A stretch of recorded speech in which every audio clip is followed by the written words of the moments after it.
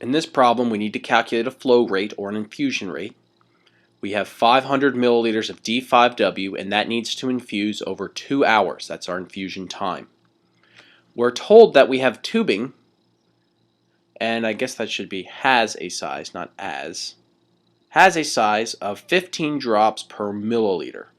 This is what we call the drop factor or the calibration. The drop factor tells us how many drops there are for every single milliliter.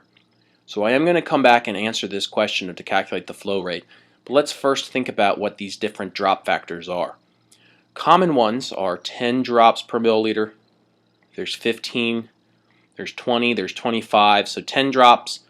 There might be, and maybe I'll just draw a picture here. What this is saying, if we have 10 drops per milliliter, is that if we take 1 milliliter, that milliliter will be made up of 10 drops. We have 15 drops per milliliter.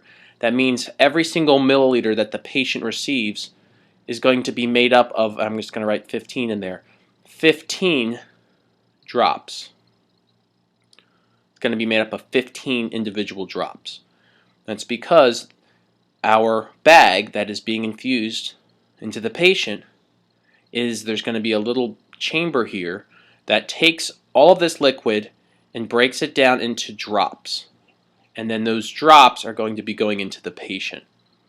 Some tubing, some calibration here, is 15 drops. So it would take 15 of these drops to make up 1 milliliter. Some of them take 10. There are other ones such as the micro drip that would be 60 drops per milliliter. That means it would take 60 of these drops. Those are very small drops to make up 1 milliliter. So if we had 1 milliliter, it would take 60 of those drops to make up 1 milliliter. So the larger the drop factor, the smaller the drops, and that should make sense. It takes more of those drops to make up 1 milliliter. Now, why is that important? Well, when we calculate the flow rate for this gravity, we're using gravity to make these drops and drip them into the patient. When we calculate a flow rate for a gravity set, there are a few things that make this different than the IV rates we were calculating before. One is that we're no longer looking at milliliters per hour. We are now going to calculate the number of drops that the patient should receive per minute. So if they are supposed to receive a certain amount of milliliters per hour, we know we can turn that volume into a certain amount of drops. So if there's 500 milliliters, we can convert that to drops, and then we can always convert hours into minutes. So we can figure out, okay, the patient needs to receive 40 of these drops every minute. So a flow rate for a gravity set is in drops per minute, and we're going to round to the nearest whole number. Not the tenths place, but the whole number. So one way that we can solve these problems is to approach it as we would if we were calculating this for an IV pump. And that is to start with the volume divided by the time. And when I say volume, I mean the volume for the infusion, how much we want the patient to receive, and the time, that is over how much time, the infusion time. So when we start with the volume, we want the patient to receive 500 milliliters, and the infusion time, we want them to receive that over 2 hours. Now, if you were to right now divide these two numbers, 500 divided by 2, you would get 250. You would know the number of milliliters the patient should receive every hour. However, I don't want to know my milliliters per hour. I don't want to know the infusion rate in milliliters per hour. I want to know drops per minute. So I'm going to use dimensional analysis. And when I'm done with my dimensional analysis, I want to convert milliliters into drops and hours into minutes. So if I wanted to cancel out milliliters using dimensional analysis, I know in my conversion factor that needs to be in the denominator, right? If we have a unit of milliliters in the numerator, in order to cancel it needs to be in the denominator. And I want to turn that into the amount of drops. And this part here, the milliliters to drop conversion, is the size of the tubing. This might be different for each problem. In this problem, we know there are 15 drops in every milliliter.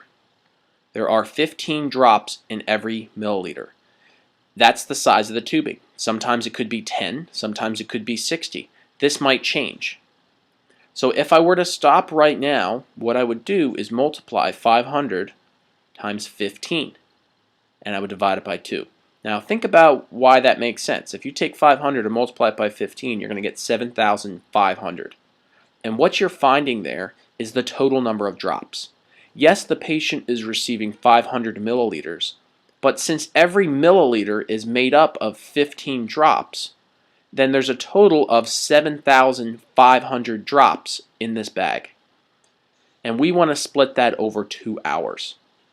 So I need to cancel out hours because I don't want drops per hour, I want drops per minute.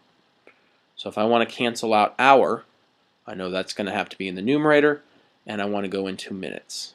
So what I know is there are 60 minutes in 1 hour. So just by multiplying by 15, dividing by 2 times 60, I'm going to get my milliliters per minute. So up top, as I mentioned, you get 7,500 when you multiply. 2 times 60 is 120. So what I'm going to do is first find the exact answer. If you take 7,500 and you divide that by 120, you get 62.5. Now we don't want this as our final answer because we need to round this to the nearest whole number. So we're going to bump that up to 63 drops per minute. The reason we are rounding to a whole number is that we're going to be counting, or you will be counting, the number of drops the patient should be receiving, and you're not going to be able to, by an eye, determine half of a drop. Let's go over one more example. In this problem, we want to have 300 milliliters being fused over 8 hours, and we're told that our drop factor, the calibration of the set, is 10 drops for every milliliter. We want to calculate the flow rate. In the last example, we started with this 300 milliliters in this 8 hours because we know, in this case, the volume and the time. We want 300 milliliters to be infused over 8 hours.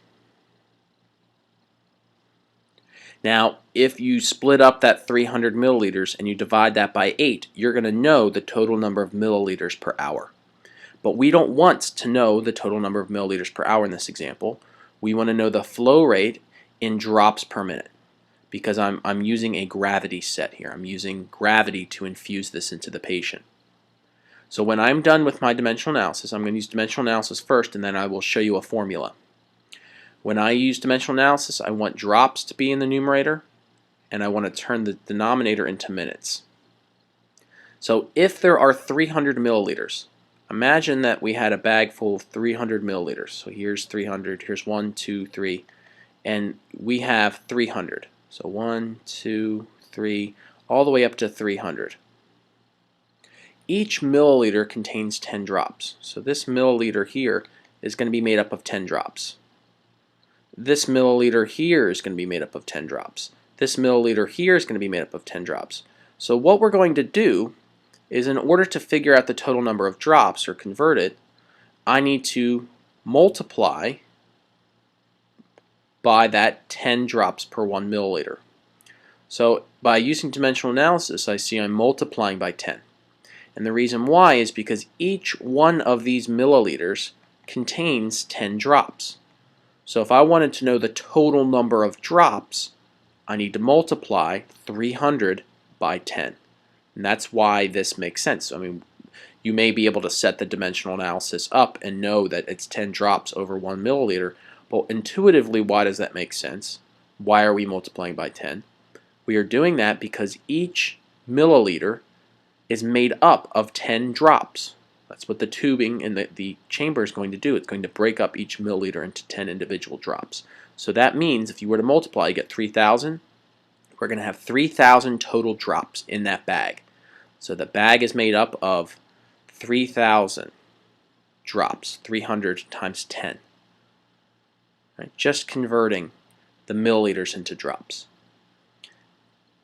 If you do that, we have the drops we want. What we need to do now is to change this hours into minutes. So we know 1 hour is made up of 60 minutes. So just using dimensional analysis, in the numerator, as I mentioned, you get 3,000, right? 300 times 10. In the denominator, you get 8 times 60, which is 480.